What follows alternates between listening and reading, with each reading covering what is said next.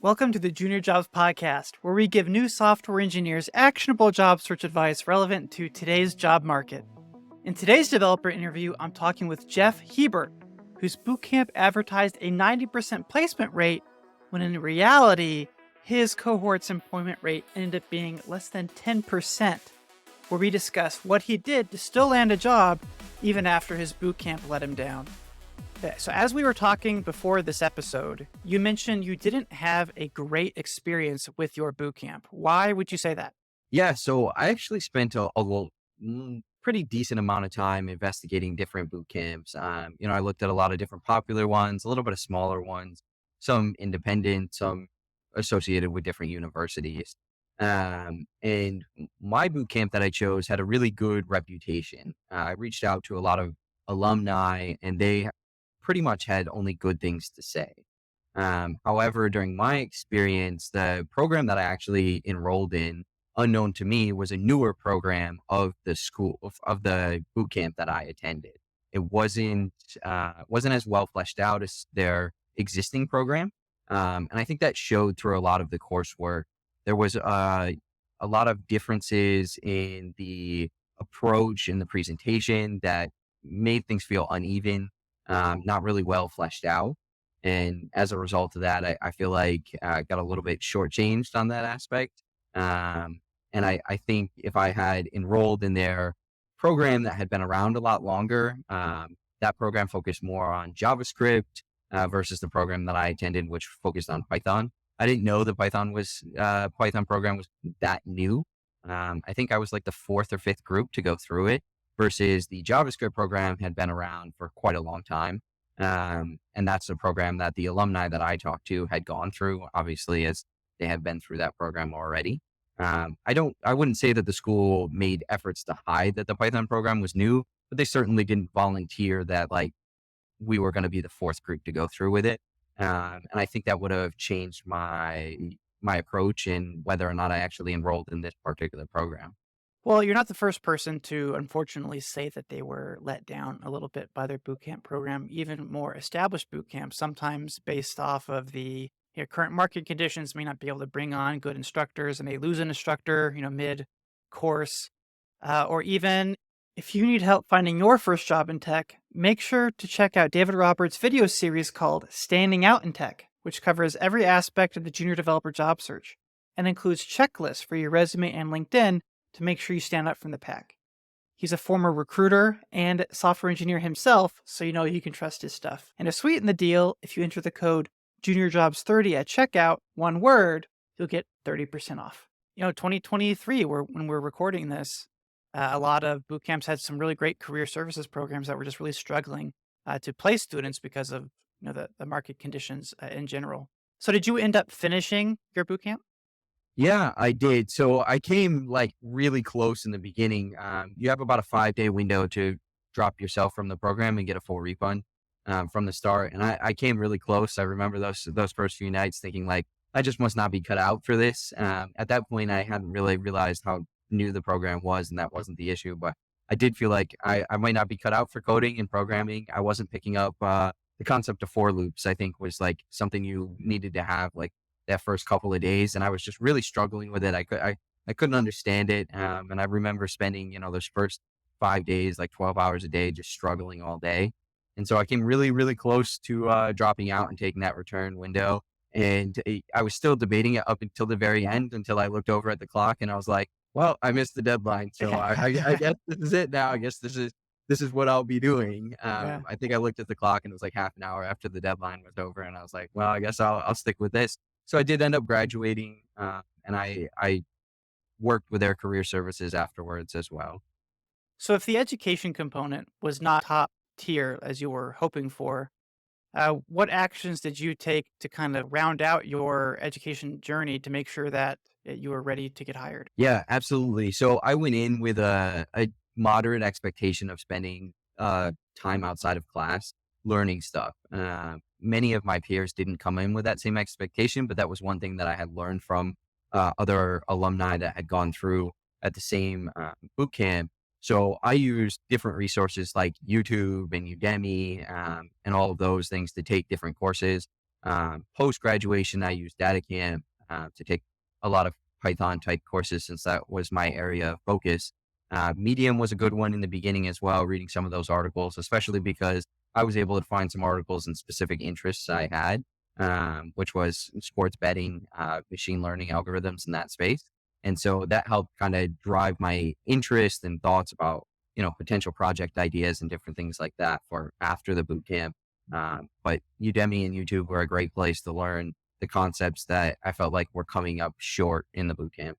And that was more just ad hoc, depending on the question you had at the time. You'd find a YouTube series or relevant Udemy course, or was there another full on, fully fledged Udemy course that you were following along the way?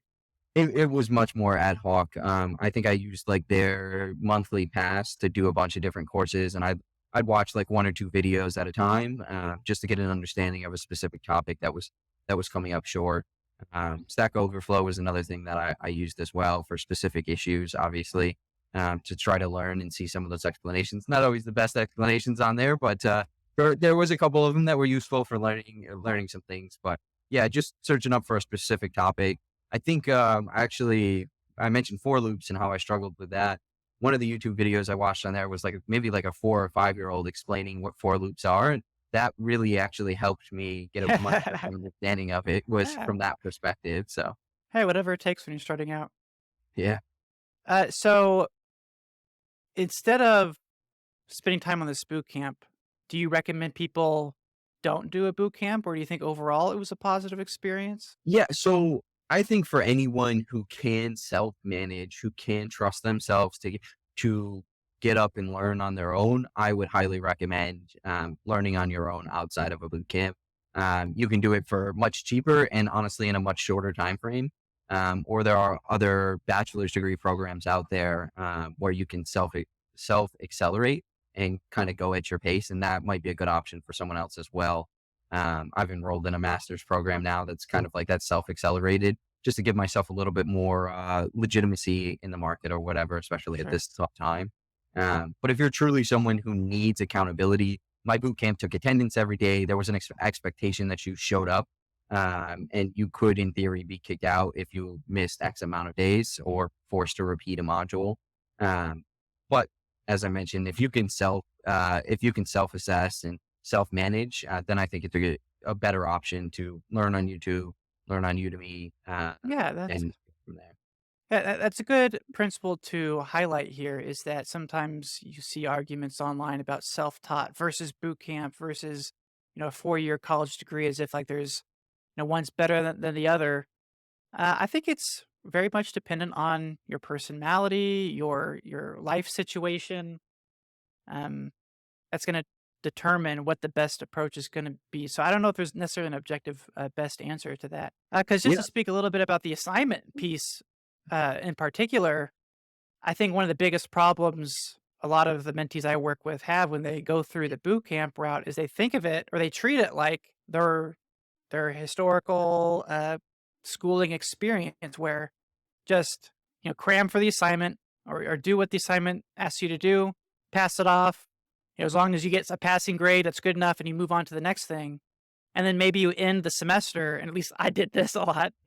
What did I even learn? I don't even know. Right? I already forgotten everything. And this has to become part of who you are, and it's not just something you can check the boxes off of some grading sheet, pass the test, and then because you have your diploma, you're now just gifted a job at the end. There is no guarantee of the job at the end. Um, you have to make it part of who you are.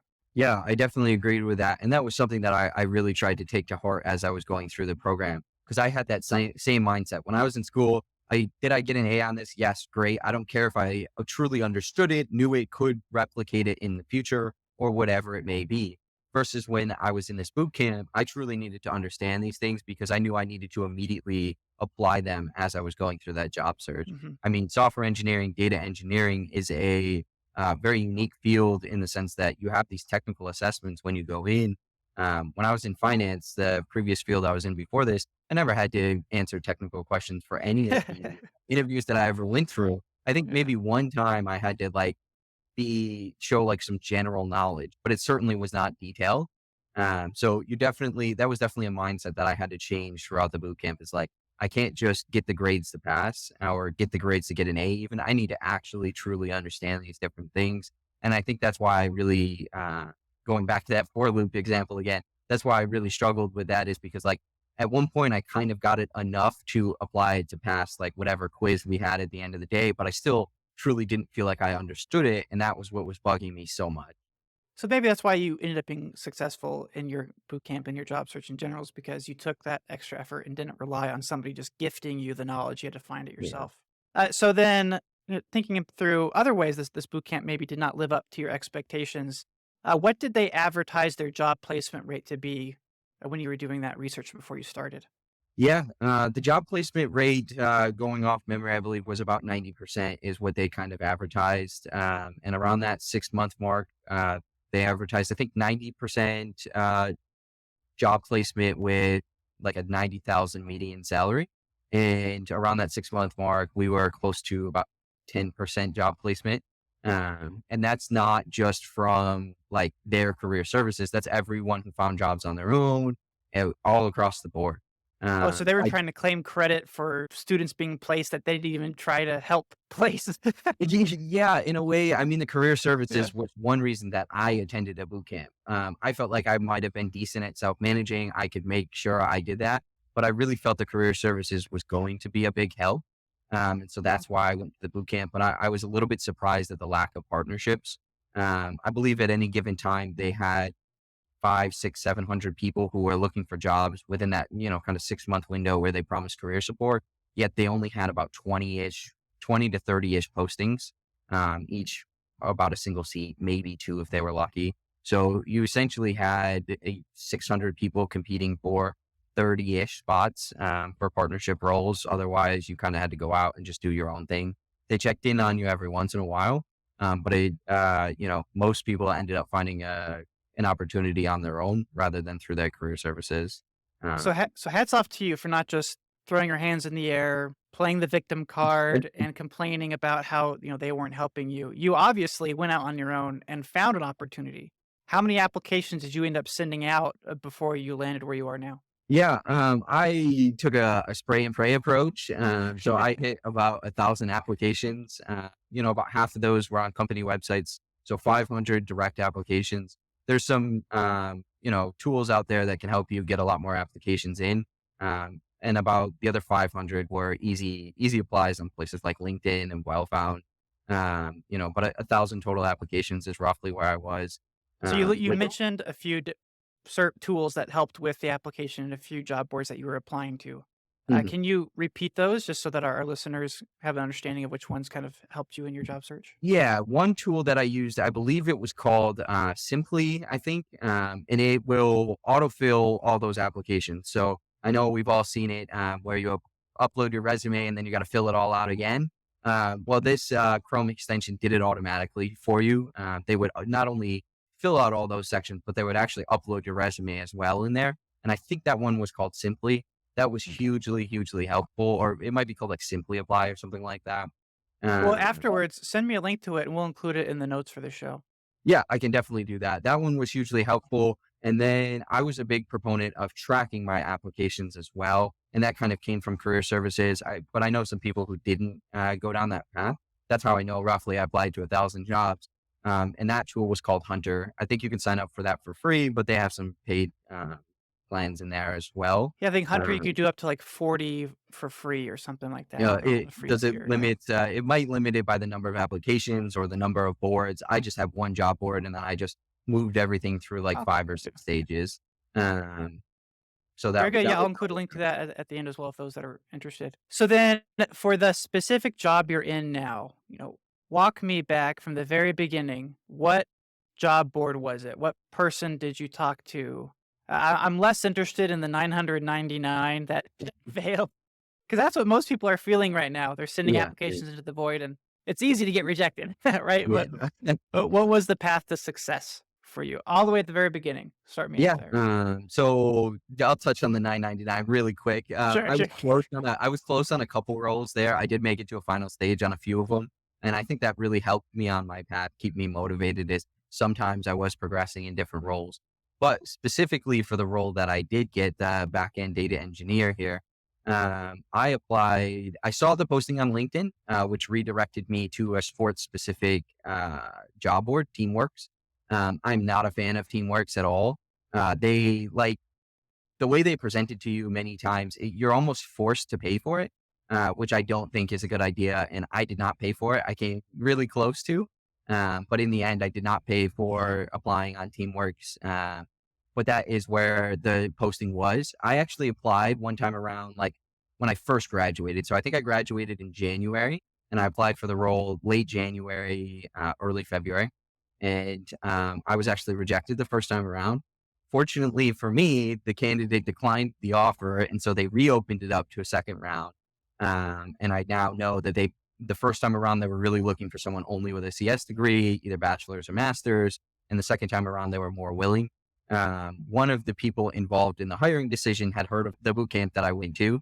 And so I think that helped kind of get me an interview there. I didn't reach out to anybody in particular, but I applied for the role and went and interviewed with the business analyst and the senior director of digital intelligence.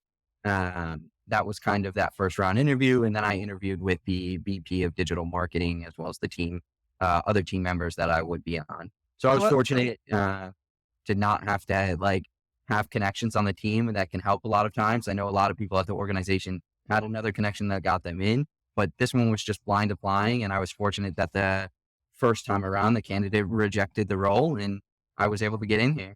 Yeah, let's unpack that a little bit. It's a very interesting story. So this was a job board that was specific to sports hiring, correct? Correct. Yeah. Okay. Yeah. So And you teamwork, oh, go ahead. Teamworks works partners with a lot of different teams to have their sports jobs posted on that page. So I initially saw it as a LinkedIn posting, but when you click apply, it redirected to the Teamwork site. Okay. And then you had a portfolio project or you were interested in sports Mhm. to begin with, right? So did Yeah, you yeah. have a So portfolio project then that was sports related? I had a web scraper that I had built that would grab odds out of different sites. So I talked about that in my first interview. It wasn't a project I worked on during my boot camp, but it was a project that I had done. And I had a project that I worked post boot camp that helped me because it included some data viz, and that really intrigued kind of the business analyst that is at the team.